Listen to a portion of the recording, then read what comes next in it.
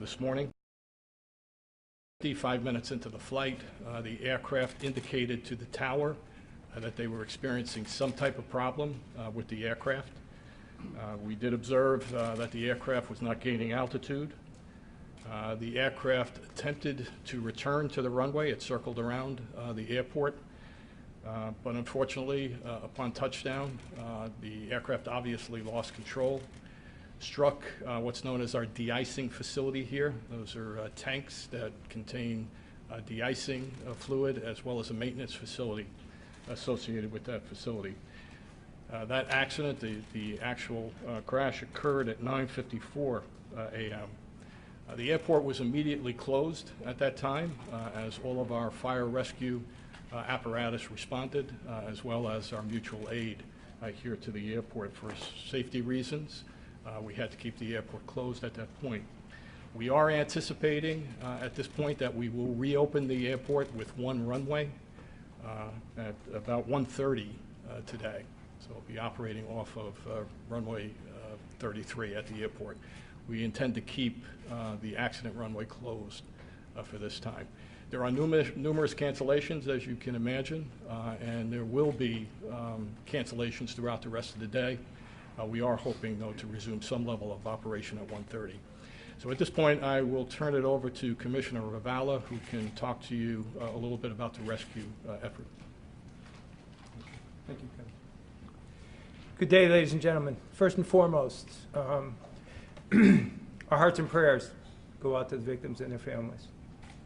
First and foremost. So, ladies and gentlemen, during this crash investigation, the Connecticut State Police responded. They also responded with firefighters from the airport, numerous firefighters from mutual aid from around the area, along with pararescue people and emergency medical technicians. I will confirm to you that there are fatalities, of which I will not tell you the number yet, because during this investigation it is far too early to discuss those. Only because we have a crash, we have a burn. Victims are very difficult to identify. We don't want to make a mistake. Moving forward, let me first tell you who's on the plane. I'm sorry. There were 13 folks confirmed on that airplane. 10 were passengers, 3 were crew members. There was also, during the crash, at least one person, civilian, on the ground in the maintenance facility. So we are trying to determine exactly who they are. We have a manifest. Who they are, what hospitals they're at, because they've been transported to 3 different hospitals, and trying to reunite their victims' families with their loved ones. The Connecticut State Police will join with our partners. The FBI is here, National NTSB, the FAA is on scene, Homeland Security is on scene. The Connecticut State Police will be doing, assisting NTSB with crash reconstruction and data, as much as we can offer assistance on. The FBI also has evidence technicians on scene, and they will also be assisting us with the review. NTSB will be responsible for the cause and origin of the accident, and our folks will assist in any way they can. There is a number that went out that I want to give you folks. Please put it out. These are for victims and families. Call our message center in Middletown. It's 860-685-8190. 860-685-8190. It's the message center at the Connecticut State Police in Middletown. Please call, and we're going to try to reunite you with your victims and have put you in contact with the Connecticut State Police. So at this time, I'd like to introduce the governor. Sir. Thank you, Commissioner. I got a call from the commissioner a while ago, and he said it looks pretty bad. And we're coming over here as fast as we can. You see the fire engines and the responders and the red lights, last of the smoke plumes. Got in the side room here. Folks from the FBI and the first responders giving us a sense of what we're confronting. But right now, my heart really goes out to, the families who are waiting. And we're going to give them best information we can as soon as we can in an honest way. But remember, these are husbands and wives and brothers and sisters and children, all members of our Connecticut family. And we feel our hearts are broken for you right now. We're doing everything we can. We've got an amazing group of people who are going to get to the bottom of this as soon as we can. And you're in our prayers. So at this point, we'll open up to any questions we can answer for you. Can you confirm the history of the plane? I was told this was involved in a crash in 1987 in Pennsylvania, an emergency landing in 1995. Can you confirm any of that? I don't have that information at this point. So the total number injured, just to be clear, how many injured do we know of? Right now, there are at least 14 injured, 13 on the plane, and 1 civilian on the ground. Was this, can you talk about family or anything like that? Was it a family or was it just all strangers or? Of the 13 on the plane, 10 were passengers who paid to take the ride, and there were 3 folks, aircraft crew. And there was another person on the ground in the warehouse. So we're still trying to figure all that out. Are any children? Maybe I just want to clarify on that point. The Collins Foundation routinely displays these aircraft at airports around the country. They arrived here, I believe, on Tuesday. They were scheduled through Thursday to be here at the airport. They open it up to the public, and they offer rides to the public for donations to the foundation. Are any of the victims children? At this time, we can't comment on that. Does this plane go through some type of inspection process? Can you explain that to make sure that it's safe before it flies? Well, aircraft are routinely certified. I can't speak to the specific history of this aircraft. That's a question we'd have to have the FAA respond to.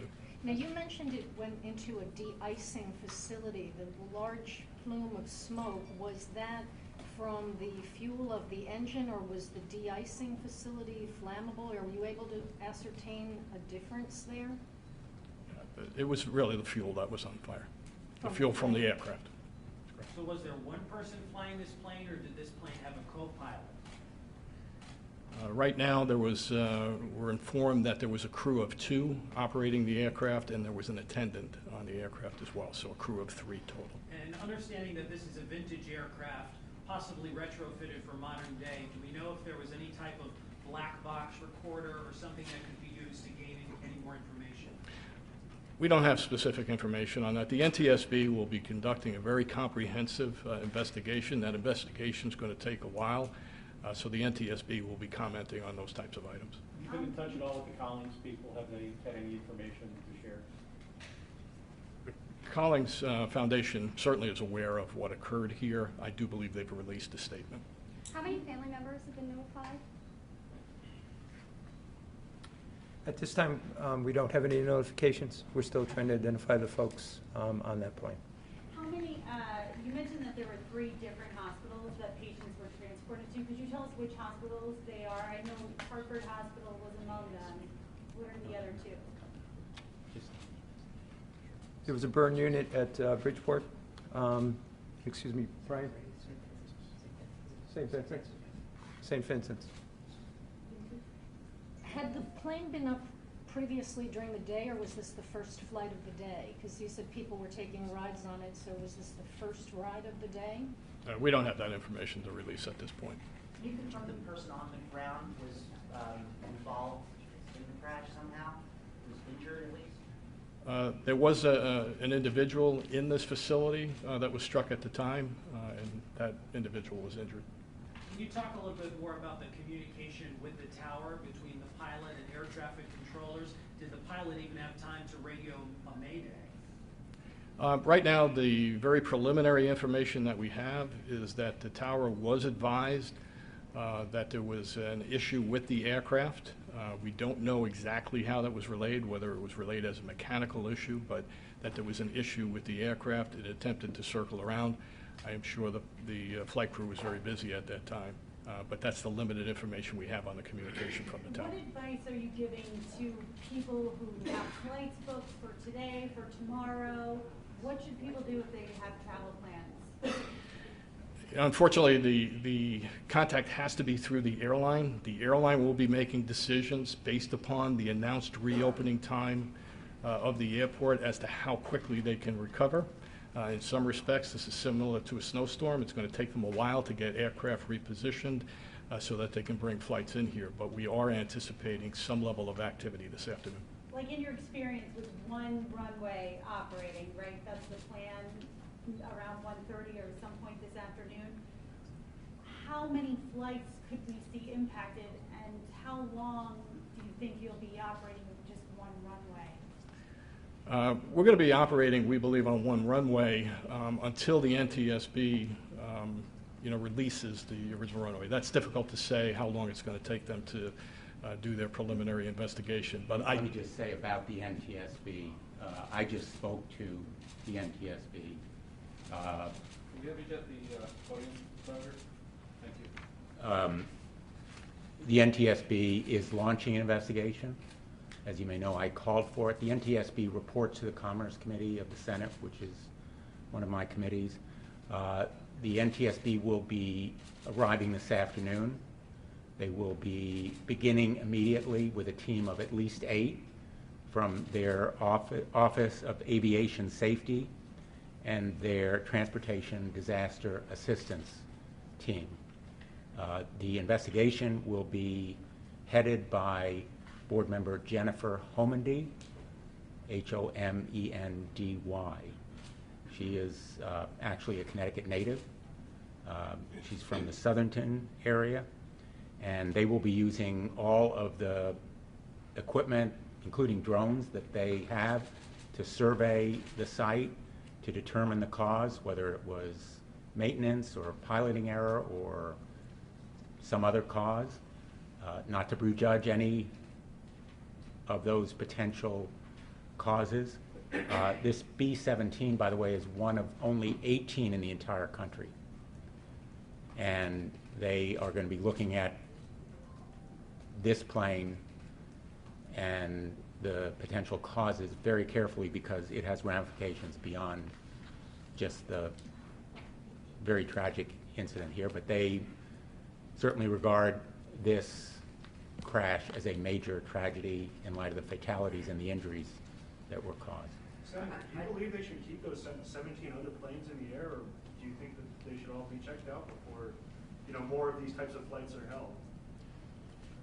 Well, I'm far from an expert in vintage B-17 aircraft, but I think there is a real need for scrutiny and oversight here, and the tragedy that happened here may be a source of lessons for others who are still flying these B-17s. It's a vintage airplane, and it needs to be properly maintained. If there were defects or improper maintenance as a cause, it's a very strong red flashing light for others who are flying these planes. I read on the Collins website that for a fee, you could, if you're a civilian, actually go up and be at the controls of one of these planes.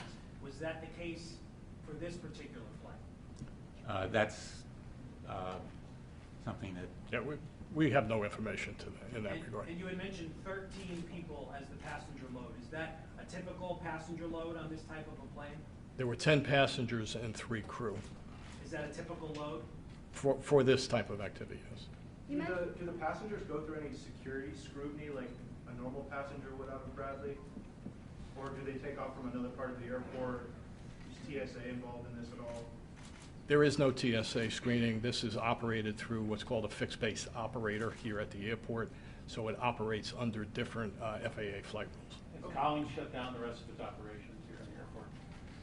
I don't have that information right now. Where are the other 17 planes? Do we know where the other? I can try to find out for you. They're all around the country. So is this something that Collins does, or do other people collect these vintage planes, or is it going on across the country? Is there a warning for consumers a little bit more than what you were leaning for? These planes, there are 18 of them, including this one, registered with the FAA. That means they are registered to fly. The presumption is that they are used in these kinds of sightseeing, for lack of a better word, activities.